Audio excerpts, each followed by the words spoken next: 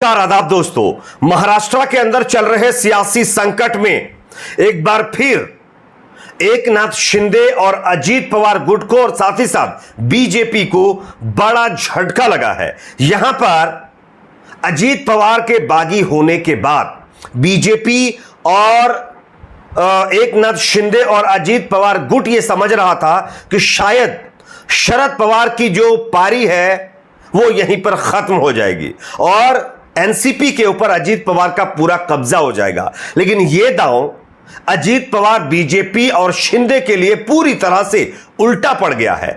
अजीत पवार के बगावत करने के बाद महाराष्ट्र के अंदर एक नया सर्वे किया गया है और यह सर्वे कोई ऐसी वैसी एजेंसी ने नहीं किया है, यह एक बड़ी एजेंसी ने सर्वे किया है और लोगों में जाकर के यह पूछा है कि अजीत पवार के बगावत करने के बाद एनसीपी किसकी है, एनसीपी का जो है हक किसके पास रहना चाहिए। तब लोगों ने, जनता ने जो इसका जवाब दिया है वो सुनकर के आप भी शॉक्ड हो जाएंगे। आगे इस सर्वे के आंकड़े हम आपको दिखाएंगे जिसको देख करके अजीत पवार गुट में वाकई बेचैनी बढ़ने वाली है। साथ ही साथ महाराष्ट्र में चल रहे सियासी संकट में एक बार फिर शरद पवार ने एक बड़ा बयान दिया है और शरद पवार ने जो दावा किया है, जो कुछ भी उन्होंने कहा है वो आपको सुनना चाहिए।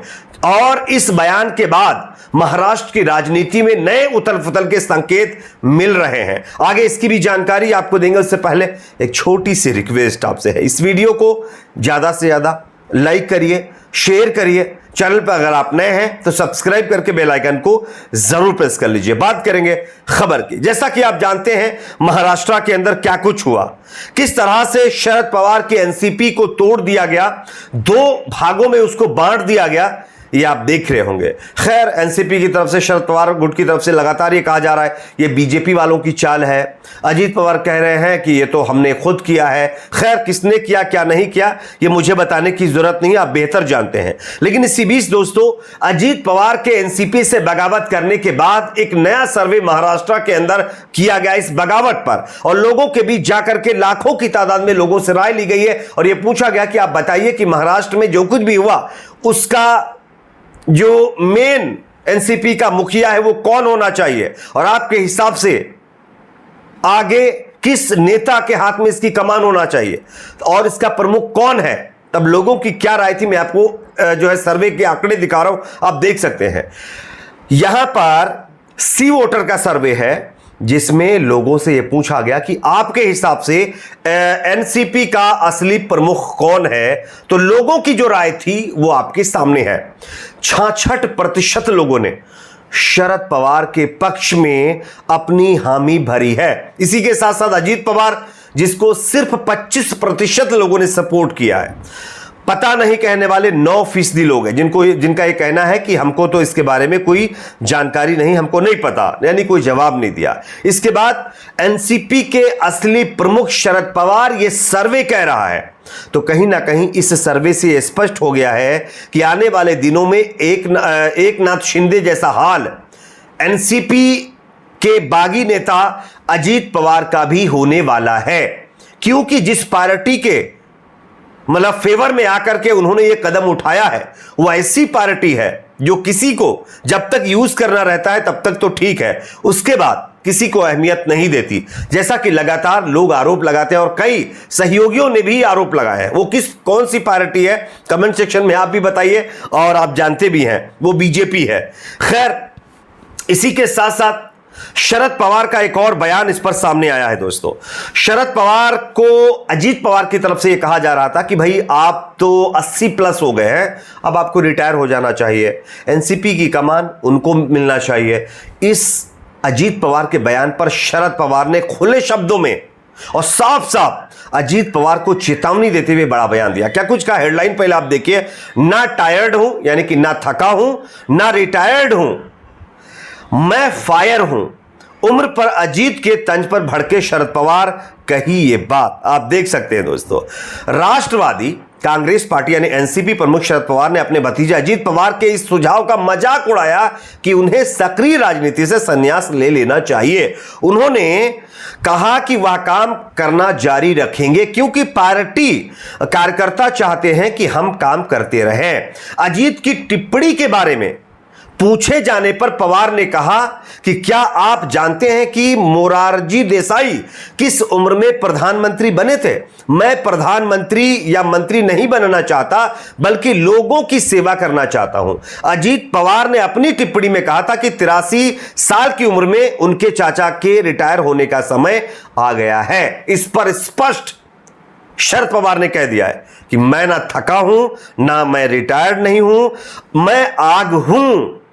तो अपने आप में कहीं ना कहीं अजीत पवार को शरद पवार ने अपने शब्दों में यह चेतावनी दी है। अब इस चेतावनी को अजीत पवार गुट कैसे लेता है, यह तो आगे देखने वाली बात है। वैसे अजीत पवार को जवाब देने के लिए शरद पवार ने स्पष्ट कहा है कि हम कोर्ट कचहरी नहीं जाएंगे उतना ज्यादा, हम जनता के बीच में जाएंगे। जनता के बीच में जा करके इन लोगों को हम सबक सिखाएंगे।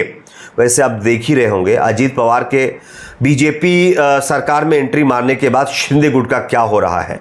जिस शिंदे गुट ने महाविकास आघाड़ी सरकार को गिरा करके बीजेपी का साथ दिया, आज वही बीजेपी यूज एंड थ्रो का फॉर्मूला महाराष्ट्र में इस्तेमाल करने की कगार पर पहुंच गई है। जैसा कि लगातार तमाम नेता दावा कर रहे हैं।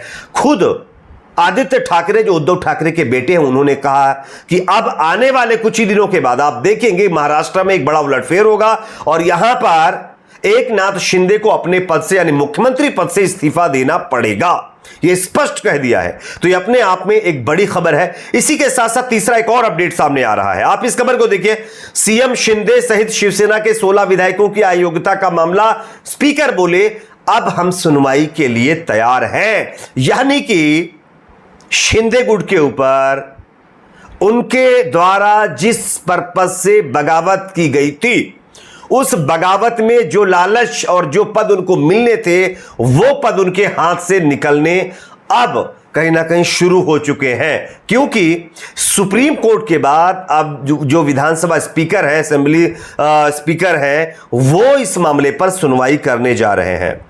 विधानसभा के स्पीकर राहुल नार्वेकर ने कहा है कि चुनाव आयोग से उन्होंने शिवसेना के संविधान की कॉपी मांगी थी और अब सुप्रीम कोर्ट ने उनको कॉपी दे दी है। पिछले हफ्ते उनको ये कॉपी मिल गई है और अब आने वाले हफ्ते में यानी सप्ताह में महाराष्ट्र में 16 एमएलए जिसमें इंक्लूड करें तो शिंदे भी शामिल है, एकनाथ शिंदे, इनको डिस्क्वालीफाई किया जाए या नहीं किया जाए, इस पर जल्द ही सुनवाई शुरू हो सकती है। और अगर यह सुनवाई शुरू होती है तो जो शिवसेना का संविधान था उसमें स्पष्ट तरीके से जो विशेषज्ञ बताते हैं ये चीज है कि अगर आप पार्टी से बगावत करते हैं तो आपको निकाला ही जाएगा, आप डिस्क्वालीफाई होंगे। और इस पर तमाम नेता एग्री होकर के ही शिवसेना ज्वाइन करते हैं और संविधान को मानना भी रहता है। तो अगर इस तरह की चीजें होती हैं तो अपने आप में एक बड़ा उलटफेर महाराष्ट्र के अंदर आपको देखने को मिल सकता है। आपकी अपने इस पर क्या राय कमेंट सेक्शन में जरूर बताइए। वीडियो को ज्यादा से ज्यादा लाइक करिए, शेयर करिए। चैनल पर अगर आप नए हैं तो सब्सक्राइब करके बेल आइकन को जरूर प्रेस करिए।